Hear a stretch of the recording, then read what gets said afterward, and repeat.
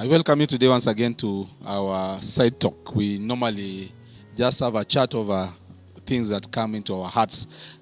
Just like last week, I had Vicar Rotich, Venerator. Yeah, venerable. Venerable. I really like that name. Yes. To venerate. Yes. Yeah. Venerable. Yes. Yeah. One who may or can be venerated. Yes. Waheshimiwa wa Mungu. Yes. Yeah. I thank God because of that. Okay. Today I want us to speak something about church and politics. Yes. Not per se. Yeah. Not on a scientific level. No. But only on a very simple way. Church and politics. By the way, what do you think? Our elections is not so far from happening. And 2007, it was very competitive and tough like this year. And people fought and others were killed. What do you think about the coming election? Will it be peaceful? Yeah, the coming elections are actually to be peaceful or not to be. Depends on us. Yes, and so we want to predict and say, if I want it to be peaceful, then I will want it, and it will be peaceful. And so people need to work towards that. And one of our workers as clergy, we have a way of knowing the people, learning their minds. As you learn the mind of the masses in this dispensation, what do you think? Are we anticipating a peaceful season, or it can turn violent? We may not have a lot of violence, but then we may want to say, some factors, if they are not taken care of well, it can turn out to be, it can tip to the other side. You feel like people are charging? Yes, people are charged and psyched, but then they are not psyched to fight, but then they are psyched to differ. And so depending on how we manage the affairs, the affairs of the city, the affairs of the country, then it can turn out to be either good or bad. Okay. Yes. Is it okay for a clergy like you or myself who is running a church, managing a church, to participate in partisan politics? Partisan politics, that is a word which I'm following. Yes. And you know I follow you a lot in your Facebook. And so for me, don't forget that.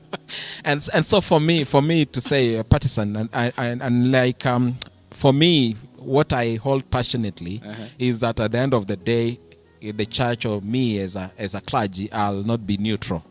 There'll be a place where I'll cast my vote. The only neutral person is a person who is dead. Yes, who is dead. But then in this case is that I will not be neutral, but then I'll play part.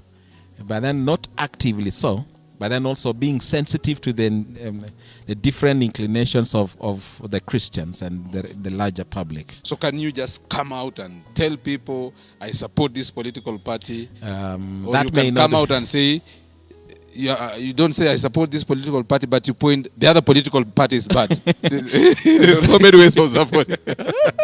You may not go that direction. That direction is the one that we actually say that is being partisan. Yeah, because even what I believe is that in this country, there is no good political party or bad political party. And we do have individuals who may be having different values and differences. And so we may not go that direction. Yeah, it's not wise for a clergy to say, I'm supporting so and so. Okay. Yeah. Now, another thing, I've been studying people, and I've discovered, including us, the clergy, the person that I support most likely comes from my tribe. There's just a certain attraction that I see, like somebody from my tribe is the one that is advancing good policy. And it cuts across. It cuts across. There's an inclination that you just discover that the clergy who is from this community will identify with a candidate of this community. Yeah, what can you comment about that? For me, there is nothing wrong with that tribe. But then in this case, oftentimes is that we talk about negative ethnicity, negative tribalism. Actually, tribalism. But then don't show it, even if you have the liking of the person. Yeah, the liking of the but person. what pushes you to only a person of your community, not the other community? Oftentimes is that people are soft on the person they share the background with. It's like your brother. Yeah, your brother. Yeah, it's like also you It's are. like if we are taken to Yeah. America to Yeah. vote, Yeah. we will most likely vote for an black. African there. Yes, a black one. You are soft. Okay. I can understand you. Yes. I can understand you. But now, what do you think? What do you think about our future with the issues of elections? Are we really driven by our higher good, or we are driven by our relationships with our communities? Yeah, like we are driven by the issues of our communities. Yeah, just because we don't share equitably our resources. That is the killer.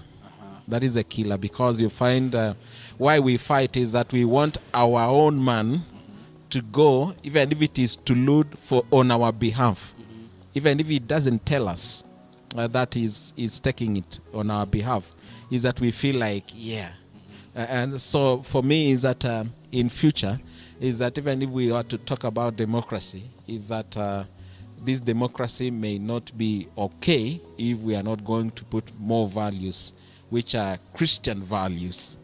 Yeah. Looks like this season the church will be a political field. This season it will be a political field. The church as a constituency is becoming more and more attractive to the politicians who are seeking to lead the nation. Do you think it's right for the church to come out so strongly and take political sides? Do you think that it is good for the church to allow politicians to stand in the church, address congregations, and speak their politics in the congregation, knowing the nature of the politics of Kenya? Yeah, the church is caught in a muddle. The church is caught in a mess. Yeah, where it wants to go to the world and affect the world. But then we do find also the world is coming into the church. And so if we become politicians, and we are to cast votes anyway, we are to actively participate in the civic duties in our country. But then the problem is that if we allow the civic duties to happen within the precincts of the sanctuary, then that is where we miss the mark, because we are bound. We come to church and we come to that place of worship because we want to meet with our God. But then also after that is that we ought to have also known what God has said, and so we actively participate out there. So it may not be so wise for a politician to start in church and maybe mention own partisan issues. But it's almost impossible for a politician to stand in church and not to mention partisan issue. Yes, it is not impossible, because we can as well. Therefore, I think Yeah. the responsibility of not allowing them to speak partisan issue is not in the politician. It is in those who are giving them opportunity, the platform. Absolutely. The platform of the church solely belongs to God. Yeah. And every time I stand in the platform of the church, I do it representing God. Vicar, that is the case. That is the meaning of vicar. Today you're dividing, okay? Yeah, that's the only thing. Yes. I don't do my work. I don't do the work of the government of Kenya. Yes. I don't do the work of my family here. Yes. I just use the platform of God to do the work of God. Yeah. And I think that's where the church should come back to, especially the clergy. And you can tell us something about it. Yeah, Briefly.